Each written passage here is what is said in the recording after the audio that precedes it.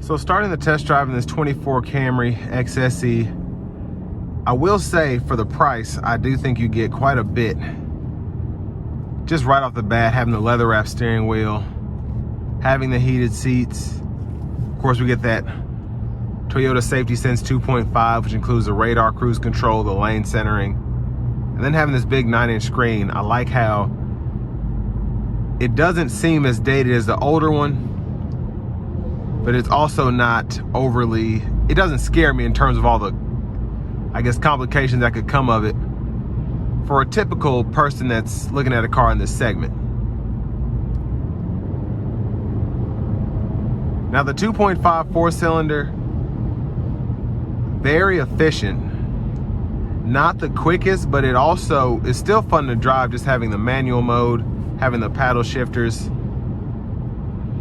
I enjoy driving this car. Would I rather have the V6? Of course, but this isn't bad at all.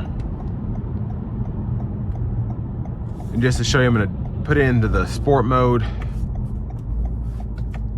and then we're gonna manually shift here. First gear out of this corner.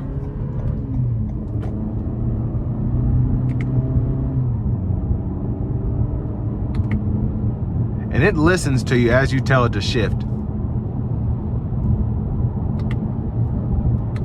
Relatively quick overall, downshifts and upshifts.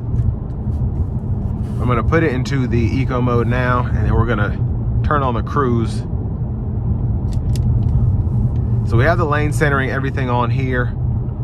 Pretty impressed by how it's still reading the lines, even though these are quite faded. We're in a kind of industrial park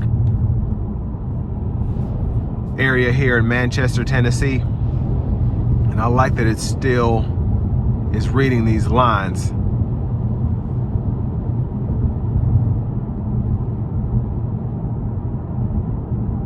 And these 19s, I can hear them, but they're not really bothersome. And one of the reasons I can hear them is because everything else acoustically is just spot on. Not a lot of creaking or noises going on the inside. I can hear the wind noise a little bit coming through the windows, but it is pretty windy out today. On a normal day, that probably won't be a big issue.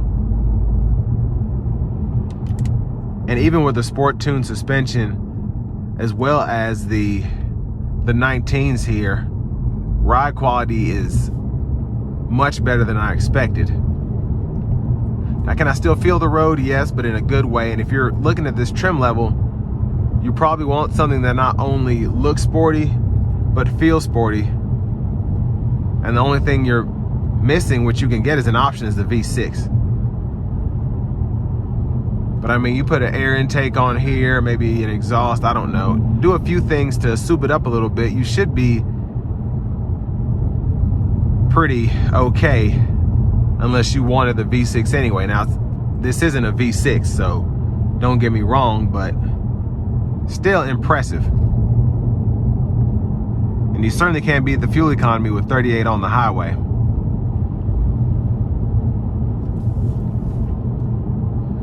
Now, one of the biggest competitors for this car, I think, is the Nissan Altima. And I feel like they kind of go after the same thing. So you get that sport mode in the Altima by hitting that button on the shifter. They kind of have similar interior styles, but fuel economy is just a tad bit better in the Altima. With that being said, I would much rather have this 8-speed as opposed to a CVT.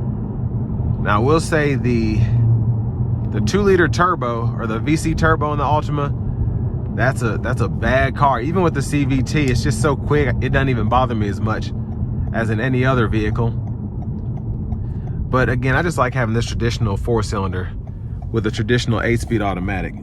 And this exhaust, I just now noticed it pulling out of that corner. It sounds really good.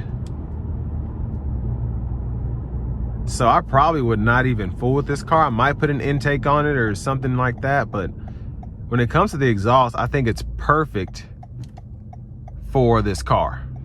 But we're gonna try and put it in a sport mode here, getting on the interstate.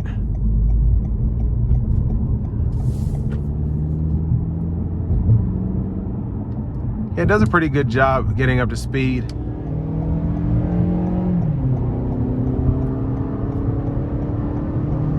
I mean, very impressive 4-cylinder, honestly. I mean, that was something. Again, for this to be a naturally aspirated car, I mean, it was fighting, but I think in the best way. And I mean, obviously these have a track record of being extremely reliable, and just being able to put your foot down and not worry about the check engine light coming on is always good.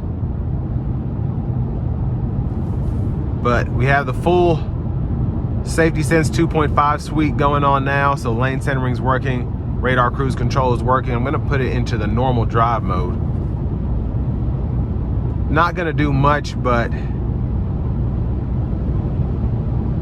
let me just say, this car has been so impressive.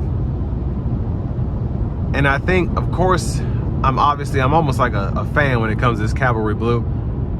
So everything just feels like the icing on the cake just to go with this paint color, because this car looks fantastic in this blue. But having all the safety features, just having the 2.5 liter naturally aspirated 4, that really isn't a slouch at all. And then just everything that comes with this one, in particular, the heated seats, the leather wrapped steering wheel, even the dash cam, the universal garage door transmitter. I feel like I would be happy with this car for 15 years. Like a lot of people like to keep these.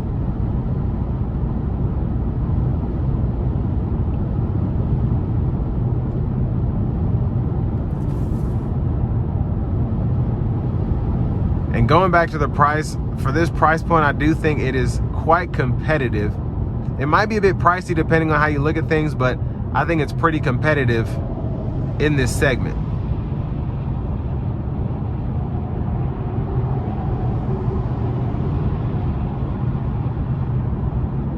So I want to give one more huge shout out to John Roberts Toyota for allowing me to review this car today. And I mean, it checks all the boxes and then some. Probably a 10 out of 10 for how I see it. But take a test drive if you want to find out for yourself. This will bring me to the end of my review of this 2024 Toyota Camry in the XSE trim level.